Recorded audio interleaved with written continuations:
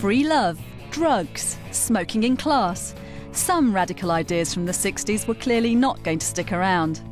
But the idea of allowing discussion in the classroom, listening to pupils, sparked a revolution in education. Ideas originally developed in the US were taken up by progressive academic Lawrence Stenhouse, and the British Action Research Movement was born.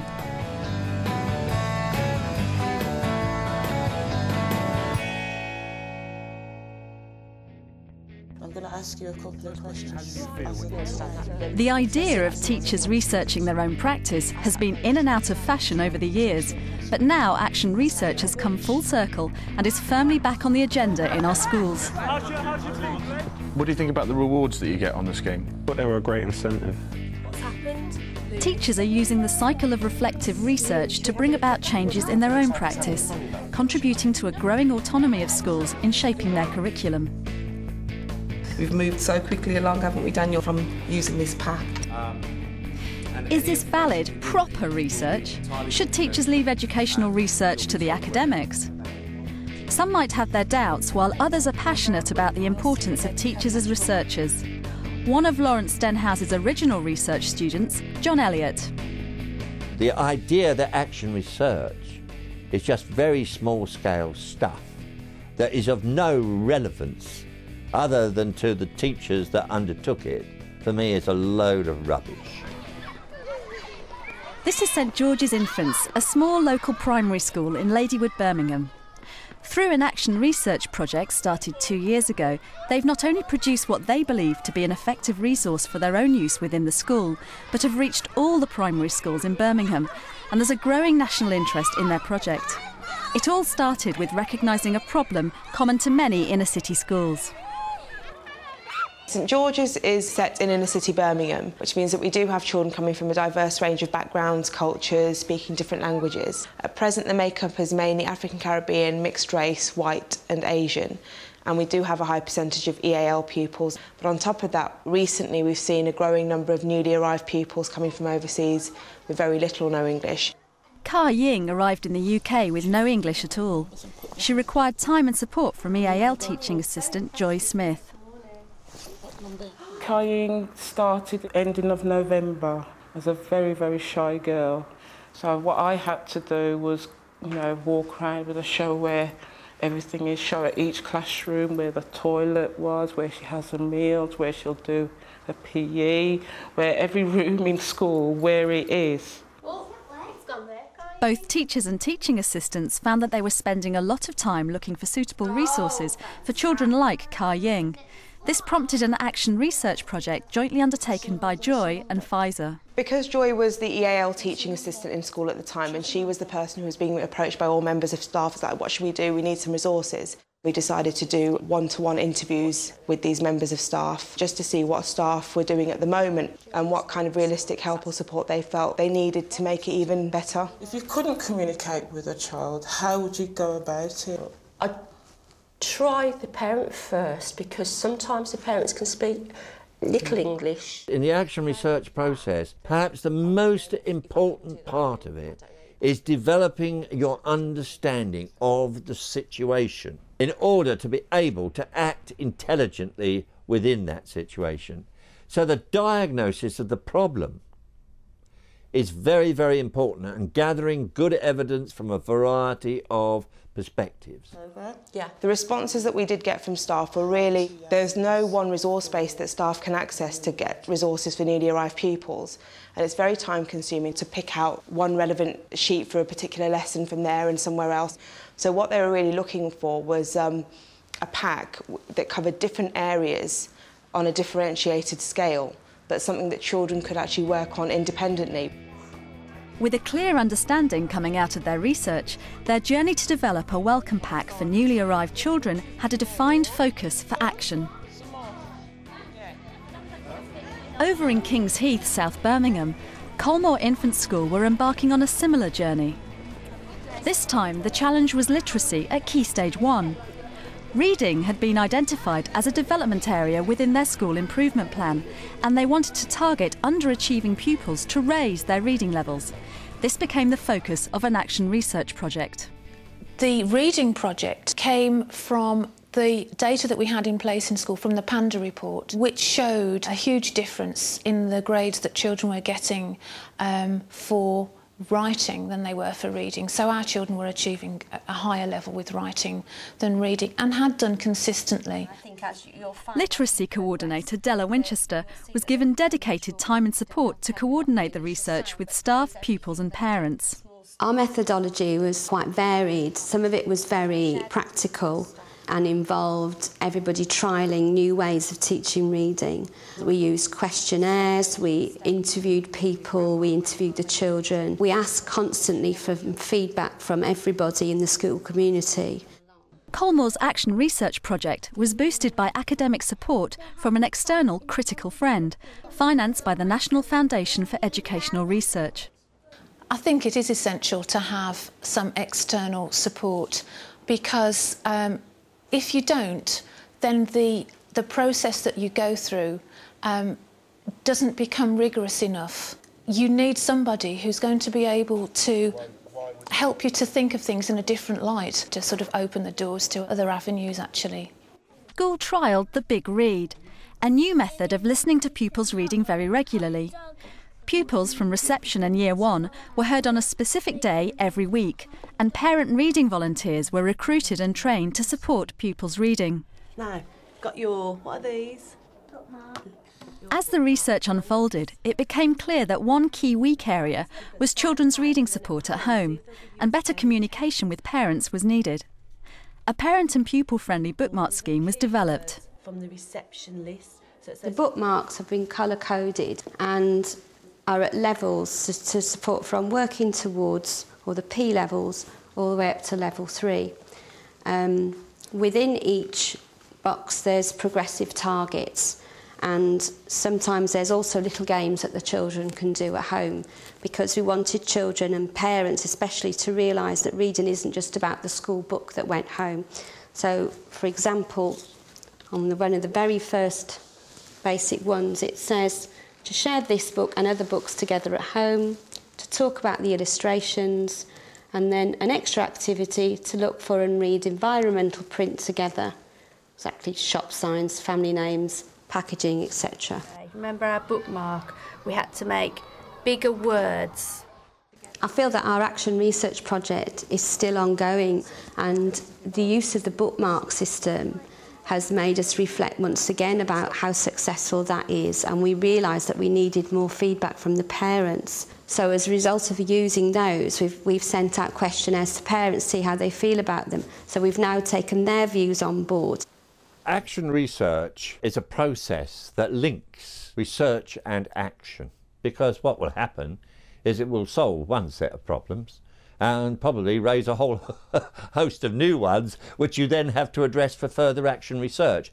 So action research is a never-ending process. Part of our evaluation process has been the whole action research cycle, actually, to look at the effectiveness of the work that we've done, and to really analyse whether the practices that we've put in place are actually working. The result over the last 2 years has been that standards rose in reading by 10%, which was incredible. In fact, standards rose by 5% over a 5-month period in the first year, so we made a dramatic difference quite quickly.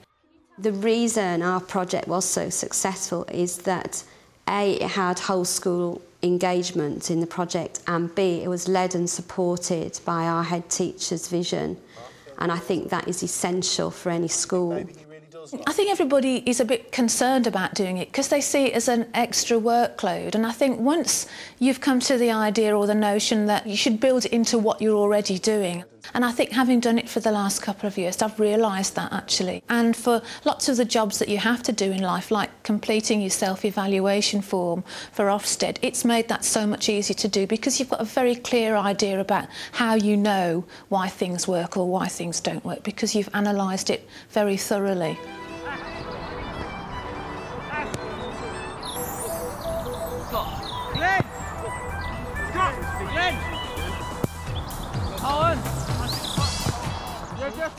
In many schools, action research is done without academic accreditation, But at Dewey Martyrs Secondary School in Middlesex, Head of Year 11, Simon Cheel, is engaged in action research as part of his school-based MA in Education. Easy ball, Henry, easy ball, well done. At the start of the last academic year, we had a cohort of 56% of boys in the year. Boys are nationally underachieving, and our boys are no different. Because of that, we felt we needed to have a strategy to raise boys' achievement specifically. Now, I've got the results from last week, or the last 2 weeks, and we're lying in joint second place with Mr. Cheel's team. Glenn, week 1 and 2, solid, a score of 2, but unspectacular. Again, you could do so much better. We just need an extra 20% out of you. Simon's research is centred on a motivational scheme to raise boys' achievement at GCSE, the Boys Premier League. Each team of 5 has a manager attached to it, which is extremely important. The manager is a member of staff who has volunteered to be part of the scheme. I'd like you challenging for the man of the match every week, please. All right, you've got the ability, so do it. Each team competes with the other team's effort in their lessons, and a manager will discuss how their scores and points are going. Minus scores and 0 scores, no good to us. The language used will be one of not putting enough effort in, letting the side down, is all rhetoric regarding football. My research is designed to get under the skin of what is effective about the Boys Premier League. It was thought of by someone else, tweaked by us as a school for our students, but what I want to find out is what works best in our school. Bit of background, I'm doing some research into the Boys Premier League. All I need is your honest opinion. Is there anything that you specifically like about the scheme? I like the new point scheme, but we don't have to carry a card with us. Do you think that the teachers treat you any differently because you're on the Boys Premier League? Not really. I think it's fair really. The best action research have usually given the students a major role in the action research process, creating the space in which the pupil voice can be heard by the teacher, not the pupil saying what they think the teacher wants to hear, but the pupils actually trying to express what they honestly think and feel. Anything you dislike? The Monday night revision classes, I think it's a bit too much till 5:30. Right. So this is why a lot of teachers want to do the qualitative research, because they feel that the scope of their actions for improving the quality of education in classrooms is being limited and restricted by this obsession with measurement and testing. Hi James, thanks for your time. No problem. You were on the Boys Premier League last year. Yeah. There are boys on the Premier League this year. I'm doing some research to find... My approach in the interviews is predominantly informal because I want to make sure the boys are relaxed. Often they associate me with someone who is a disciplinarian. My office I don't use. I try and question them in a chatty way that helps them feel relaxed in order for them to be as open as possible. That will help throw out these little bits of information that I want to draw more upon. Is there anything you specifically disliked about the scheme? Yeah, the classes after school were great.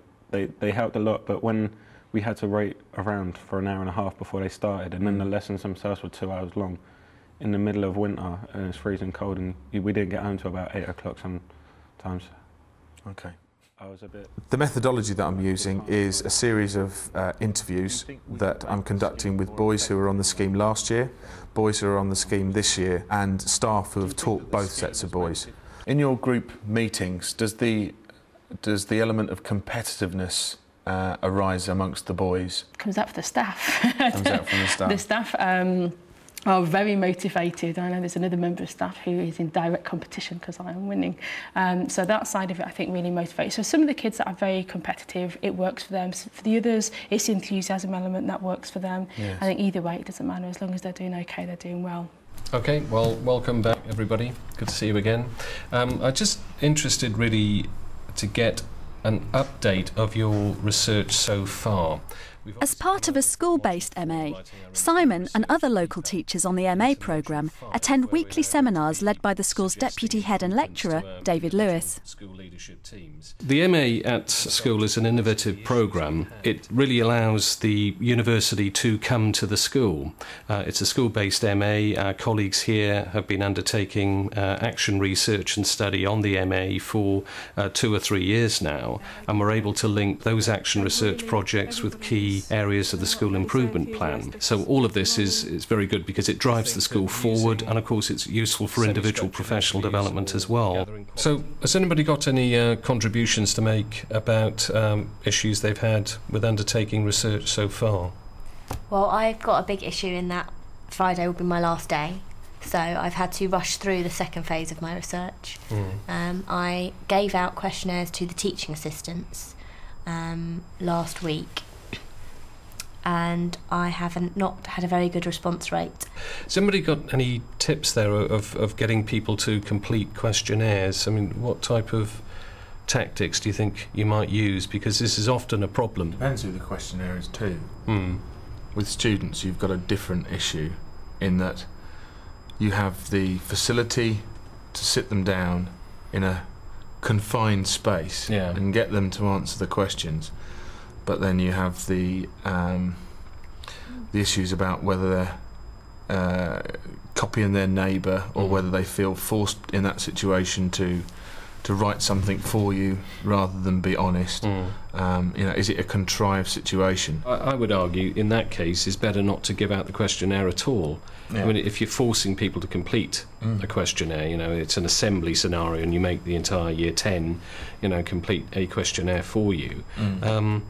Often, you know, there are all sorts of validity issues with that. I mean, people can return, you know, a false questionnaire or a false answer, and, you know, your data's skewed. Biggest challenge for action research, again, is constantly proving the validity of the research itself, ensuring it's gathering deep data about practice that's going on in schools. Thank you. The stage I'm in my research at the moment is I'm bang smack in the middle of the methodological process. Having conducted a series of interviews, I'm now embarking on the process of distributing questionnaires in order to fine-tune responses to the themes that have been drawn out from the interviews. These are your opinions, Scott. Okay. Yeah, they are. Thank you. My opinion. Good man. Totally different. What I've got to do next is actually put an action plan into place about how my research and its conclusions are going to be used in practice next year and the following year. Action research is a kind of what I would call professional scholarship. In other words, teachers don't have to reinvent wheels all the time. If they have access to other teachers' action research into similar problems to what they have in classroom, that can give them a big lift, if you like, and they can say, right, well, I'm now going to try out this in my classroom to see if it works for me. But they can get ideas from other teachers because other teachers have written up accounts of their action research. Small-scale research in schools is essential rather than responding to imposed top-down figures that have come from elsewhere or nationally. As important as they are as reference points and guidelines, the impact of small-scale studies by teachers or groups of teachers in similar socio-economic areas, in similar schools with similar backgrounds will have a huge impact on raising achievement and raising the quality of teaching and learning in schools. Sharing good practice is essential. Hi. Please say. What's here? At St George's Infants, after 2 years of research, the welcome pack has finally arrived from the printers. Oh. It's so nice to see the finished version. Because the quality is just absolutely brilliant, and to know that each school is going to be getting this. It's not just going to be one of those booklets that goes into a school. Originally, it was only supposed to be our schools, the four schools, and then all of a sudden it's every single school's going to get a copy. But look at the difference between this one and this one. This is the one. This is the one we had no funding for. So it was something that we just had to look at from different resource packs and put together for our own school. So each class has got one of these. Just taken from a couple of different books that we found. Yeah. With a book that's going to be, it's national, and we know that people nationally are asking about it as well. We know people that are doing consultancy work in different areas, and they are actually talking about this, and people are interested. Initially, each school is going to be each primary school in Birmingham will have one copy. There's a CD in English to go with it, where children will be able to follow the booklet through or just take out relevant pages. And then in the next financial year, this is actually we're going to be doing a Somali copy. Really, it depends on the needs of the school and the languages needed in school. And hopefully, if we can get it on CD so they can go on computer. There's still lots of scope to make it more accessible, but you know, just for one school each school to have a copy of this in itself, it's amazing, isn't it? Because there's nothing out there that caters for newly arrived pupils. It's all in one place. This is brilliant. Finally, it's given me a confident boost. I'm a lot stronger knowing fully well that I had a lot of input with the pack. I was taking a lot of pictures, I was doing a lot of writing, I was doing a lot of typing, I was talking to other schools. Yes, it's finally out, and I've got the very first copy. What's happening in this picture? Go on. Run. Running? Yeah. Running? Good boy. What's happening in this picture? He's reading. He's reading. And what are we doing here in the playground? Lining up. Lining up, good boy. And what's she doing? Right. She's writing. She's writing, well done. Daniel, a newly arrived pupil from Italy in Year 5, is one of the first to benefit from the Welcome Pack. Working with the Welcome Pack is very good because it contains pictures the children can use to associate with words. And it's helped Daniel, especially, hasn't it, Daniel? Because you didn't have much English at all when he started, and his English has come on in leaps and bounds using this pack. And to be honest, we're literally through it and nearly off it, really, because he's working along with the rest of the class. He's helped me very, very much. Yeah, because I have to learn English and the verbs. Because if I don't learn the verbs, I can't explain what I'm saying. We can work with adjectives, verbs. We've done work on nouns, haven't we? Yeah, we do the work with the adverbs and adverbs, yes. We've moved so quickly along, haven't we, Daniel? Yeah. From using this pack, his vocabulary is built up very well. Yes. I think research can be seen in different ways, and people have got their own different aspects or opinions on what research is. At the end of the day, we don't claim to be professional researchers. We're researching an aspect into our school improvement. We're all educated people. We know what the needs are. We know what we need to find out to make things better. And I think if it is valuing if it's changing something in school which is improving the teaching and learning in school, then that can only be good. Action research becomes a form of self-emancipation, teachers working within their individual schools, opening up channels of communication with senior leadership groups of schools, and of course contributing to school improvement generally. The other aspect to this is distributed leadership. It's not just the job of a head and a senior leadership group to decide what goes on in the school. These ideas have to come from the bottom up, if you like, from the classroom itself. My research is designed to have an impact on results, but for me, more than that, the result is those 25 boys having the potential to achieve 5 Cs. In an ideal world, it would be nice to get to a situation where the focus was on the initial teaching and learning in the classroom, so that we didn't have a scheme designed to cure what we could have prevented in the first place. That is where I hope to get to. However, if there are pots of money available, either from the DFES or from other places that say, you can use this if you do it in a certain way, we cannot refuse to take that kind of money. And maybe we have to be cleverer about how we put our action plans in place, how we put our policy into practice to justify maybe getting that kind of money and putting it back into teaching and learning. Worked quite quite well because we've got an In terms of cost, we will actually award bursaries to staff to undertake particular action research on aspects of the school improvement plan. Of course, that has an ethical conflict again, in the sense that we have a teacher trying to work within the school, is now being funded by the school to carry out research that might lead to school improvement.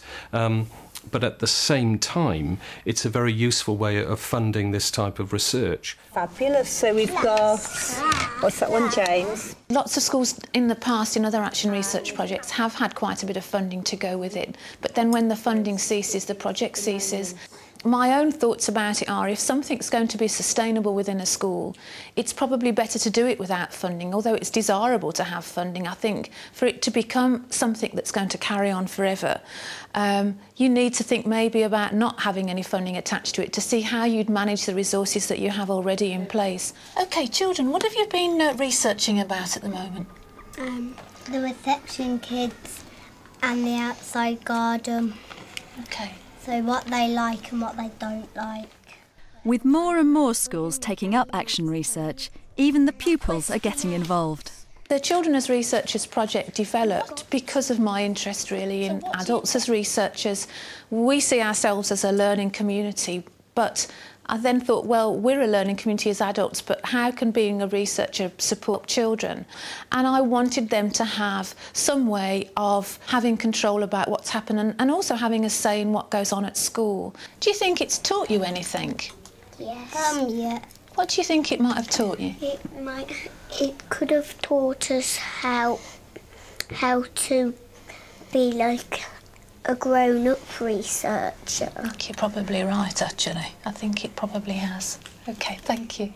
There's a lot at stake in whether teachers embrace action research.